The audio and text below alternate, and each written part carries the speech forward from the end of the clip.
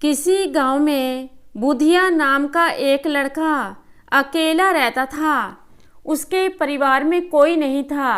वह बहुत ही भोला भाला था। लोग उसे काम करने के लिए बुलाते, पर फिर चालाकी से कभी उसे सही दाम नहीं देते। बेचारा बुधिया कुछ भी नहीं बोल पाता।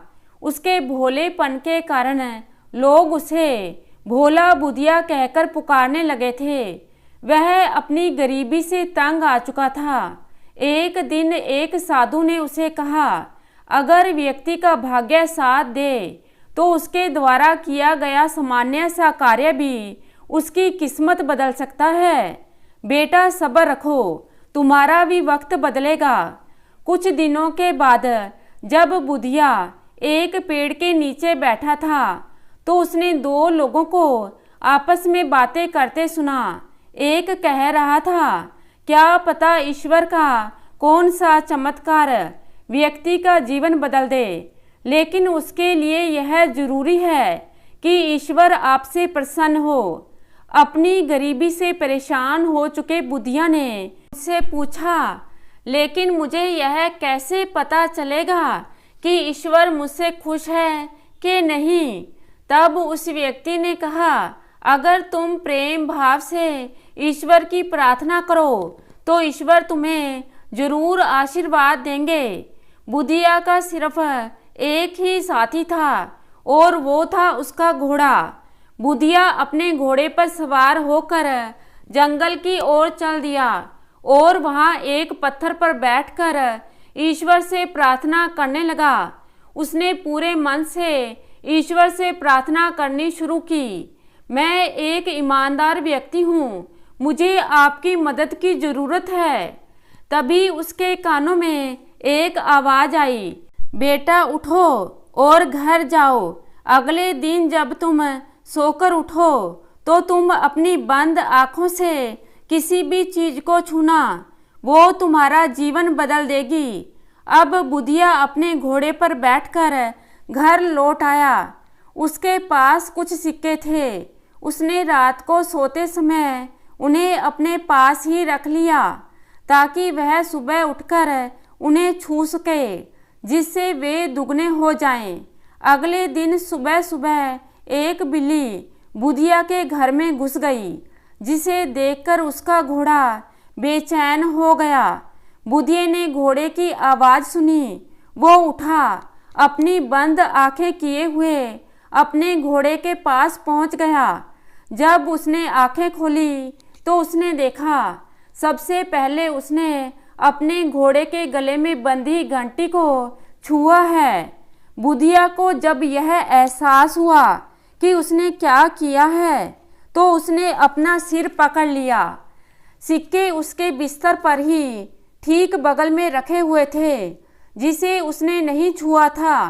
फिर वह सोचने लगा, शायद मेरे घोड़े के लिए मेरा प्यार ही मेरे जीवन को बेहतर बना दे। उसने अपने घोड़े को साथ लिया और काम की तलाश में शहर की ओर निकल पड़ा। बहुत देर चलने के बाद वह थक गया। वह एक पेड़ के नीचे बैठकर आराम करने लगा। वहां उसने एक माँ को अपने छोटे से बच्चे के साथ देखा। वह बच्चा जोर जोर से रो रहा था। उसकी माँ भी उसे चुप नहीं करा पा रही थी। जब बुधिया वहां से जाने लगा तो घोड़े के गले में पड़ी घंटी बजने लगी। घंटी की आवाज़ सुनकर बच्चे ने रोना बंद कर दिया। इसलिए बुधिया रुक कर कुछ देर तक उस घंटी को बजाता ही रहा, जिससे बच्चा शांत हो गया। ये देखकर उसकी माँ ने कहा, मेरा बच्चा इस घंटी की आवाज़ को सुनकर चुप हो गया है। क्या तुम मुझे ये घंटी दे दोगे? इसके बदले में मैं तुम्हें 5 रसीले संतरे दूंगी। दयालु बुधिया ने घंटी के बदले संतरों को ले लिया। जब वह दूसरे गांव से गुजर रहा था तो एक घर के बाहर बहुत से लोग भीड़ में खड़े थे। क्या बात है? बुधिया ने घर के बाहर खड़ी एक लड़की से पूछा। उसने कहा, मेरी माँ की तबीयत बहुत खराब है। वैद्य जी ने कहा है कि अभी उन्हें ताज़ा रसीले संतरों का रस पिलाना होगा जिससे वे जीवित रह सकेंगी, लेकिन हमें आसपास कहीं भी फल नहीं मिले। बुधिया को उस लड़की के लिए बहुत बुरा लग रहा था। उसने उस लड़की को अपने 5 संतरे दे दिए। लड़की संतरे लेकर भागती हुई अंदर गई। बुधिया ने तय किया कि वह कुछ समय तक यहीं रुककर देखेगा कि उसकी माँ कैसी है। कुछ समय के बाद वह लड़की घर से बाहर आई। उसने बताया कि माँ की तबीयत अब ठीक है, तुमने उनकी जान बचाई है, इसलिए उन्होंने तुम्हारे लिए एक उपहार दिया है। उस लड़की ने बुधिया को एक रेशम का बहुत सुंदर मफलर देते हुए धन्यवाद दिया। बुधिया अब शहर की ओर आगे बढ़ने लगा। कुछ समय के बाद वह यात्रियों के एक समूह के साथ थोड़ी देर के लिए रुक गया। उन्होंने उसे खाने के लिए आमंत्रित किया। उनमें से एक ने कहा, मुझे तुम्हारा यह मफलर बहुत पसंद आया है, मैं तुम्हें इस मफलर के बदले अपना एक खूबसूरत खंजर दे सकता हूँ। बुधिया मफलर के बदले खंजर लेने के लिए राजी हो गया। जब वह शहर में पहुंचा तो शाम हो चुकी थी। वहां बहुत शोर मचा हुआ था। किसी ने उसे बताया कि वहां राजा की सवारी आने वाली है। जब राजा का आगमन हुआ तो राजा की नज़र बुधिया के कमर में लटके हुए खंजर पर पड़ी।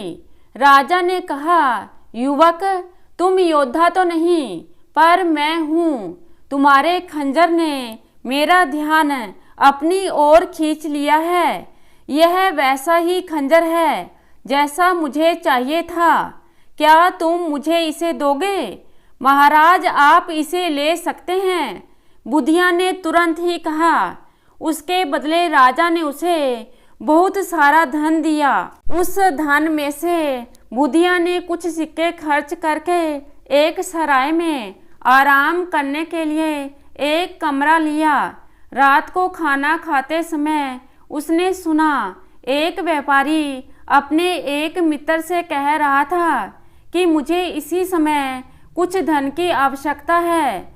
मैंने जिस सामान को मंगवाया है वह सुबह सुबह ही यहाँ पहुँचने वाला है और मुझे उसी समय उसका मोल चुकाना है।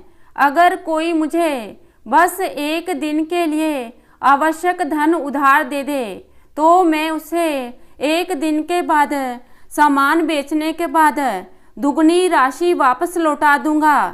बुधिया उसके पास गया और बोला, मैं आपकी मदद कर सकता हूँ। आपको जितनी राशि चाहिए मैं दे सकता हूँ। आप मुझे कल मेरी उतनी ही राशि वापस लौटा देना। व्यापारी यह देखकर हैरान था कि एक नौजवान बिना किसी शर्त के उसकी मदद को तैयार है।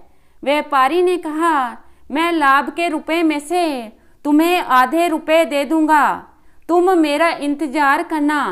अगली शाम बुधिया ने उस व्यापारी का इंतजार किया जो वापस आया और कहने लगा, नौजवान, तुम अपने साथ मेरा सौभाग्य भी लाए हो।